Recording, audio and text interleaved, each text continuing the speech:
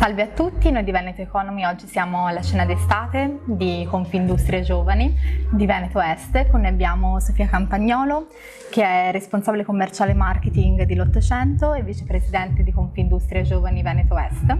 Il tema di questa assemblea e di questa serata è la fabbrica del domani. Cos'è per te, Sofia, la fabbrica del domani?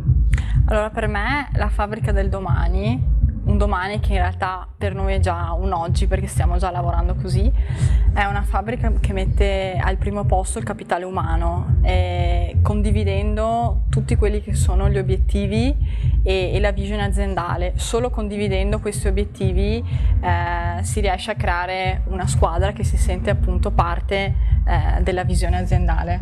Come si può oggi valorizzare questo capitale umano? Sicuramente mettendo tutti allo stesso piano, ovvero già condividendo quelli che sono gli obiettivi e la visione, si mette allo stesso piano l'imprenditore con quello che è il suo team e la sua squadra.